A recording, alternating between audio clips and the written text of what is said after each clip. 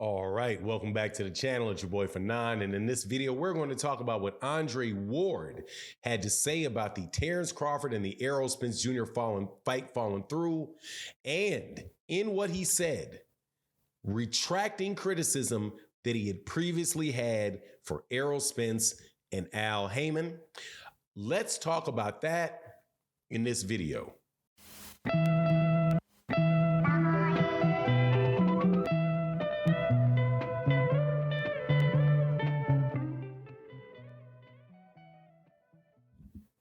All right, welcome back to the channel. It's your boy Fanon, and in this video, we're again going to be in the 147-pound division because we're going to set some stuff straight around here because a whole lot of people been talking a whole lot of stuff that fell through at the end. Now, with that, I am talking about Andre Ward and recent statements he made about the Errol Spence Terrence Crawford fight falling through. Now, before I get into that, though, let me welcome you back to the channel. If you are a longtime subscriber, thank you so much for your continued support. It really, really does make a big difference. In this particular video, I would like to say thank you to Starborn007, who has been taking more losses on this Terrence Crawford conversation than I knew he ever wanted to take. But thank you for supporting still in the Cash App and in the super chats of the live stream. Really does mean a lot. You're a supporter of the channel, even though you know you're wrong about what's going on. And just so you all know, who are new subscribers, don't have to agree with me. We still have really good conversations in the live stream. So subscribe to the channel if you don't mind. Really good boxing conversations. So let's get into this. Andre Ward, one of the best fighters of this century, clearly. Undefeated fighter, Olympic gold medalist, two-time conqueror of the big bad guy, Sergey Kovalev at 175 pounds. Terrific fighter, can fight on the inside, could fight on the outside. Now I think he's a very solid commentator on ESPN. He pretty much now didn't literally just say, I'm retracting what I'm saying, but the effect of what he said was a retraction of some very serious criticism that he had for Errol Spence Jr. and Al Haymon, now that this Terrence Crawford and Errol Spence Jr. fight has fallen apart. Now, what am I talking about? Not but a few weeks ago, when all this stuff was running around about zero money up front being offered and 35% of the net and all of this stuff was going around, Max Kellerman and Mike Coppinger were out there throwing bombs at Al Haymon and Errol Spence because Terrence Crawford had accepted all the financial terms, but the financial terms were not good. He took the short end of the stick, right? All of this other stuff, which he probably did take the short end of the stick because, hey man, it is what it is. If Errol Spence Jr. fought Canelo, he would take the short end of the stick. But that does not mean that Errol Spence Jr. wouldn't get offered any money. But Andre Ward says that accuses Al Haymon and Errol Spence Jr. of being greedy and says, look, man, we're going to try to get this. You're going to try to get this fight made. But, man, look, you can't be greedy. Now, obviously, when you're saying these people are being greedy, you're saying, hey, man, you're saying that you got information where these guys are trying not to give Terrence Crawford his due payment.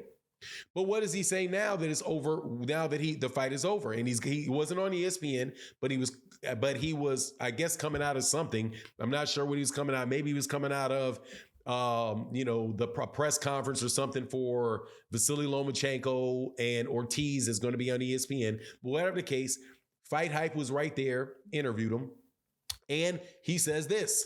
He's like, look, man, nobody knows what money was offered. We didn't see the actual contract, so I don't know how much these guys were offered or what they were offering and all of that stuff.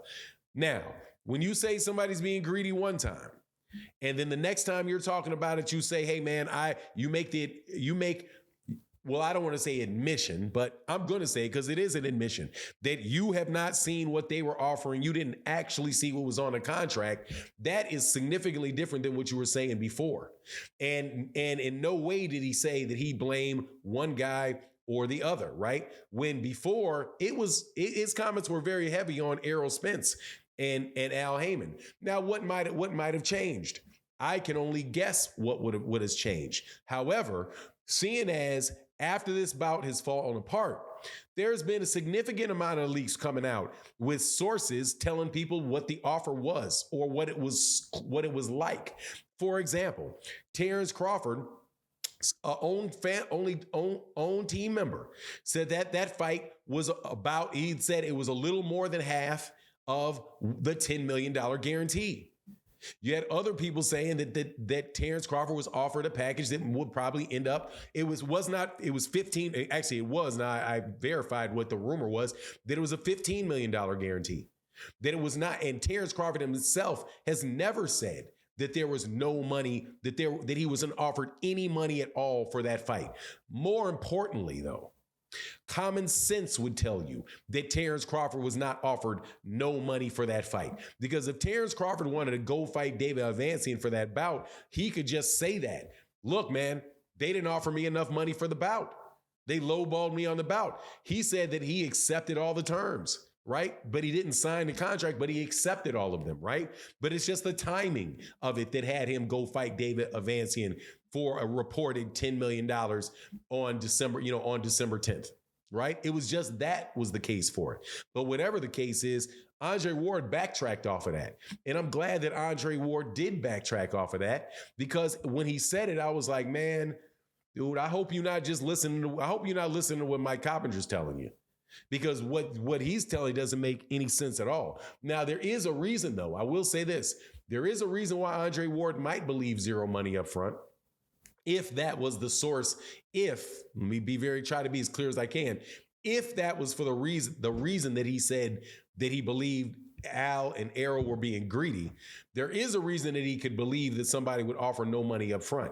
Because the only other time that I've heard somebody getting no money up front was Andre Ward versus Sergey Kovalev 2, which I thought was an absolute brilliant move from Andre Ward. And what's the difference here? Sergey Kovalev was calling this man all kind of N-words and monkeys or people around him, were putting all this stuff out before the first bout. They also said that, when he beat the dude, they wouldn't acknowledge that the man won the bout. So, and he was like done with the guy, but the guy wanted a rematch. So he said, okay, if you want a rematch for no money up front, and you can get a cut of the pay-per-view. I'm taking the money up front. That is just being spiteful. And I can imagine spiteful because somebody earned being spiteful. You know what I mean? I can understand that one. In fact, before it even happened, I was like, man, he should just offer this man no money up front.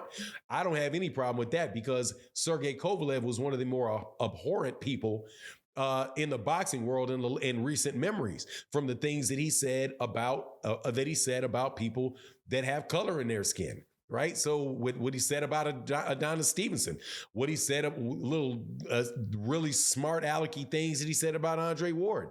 So if Andre was to believe it was no money up front, maybe that's the reason right there. However, that's not what the case was, or most likely not what the case is, because now a whole bunch of people on both sides of the fence said that wasn't the case.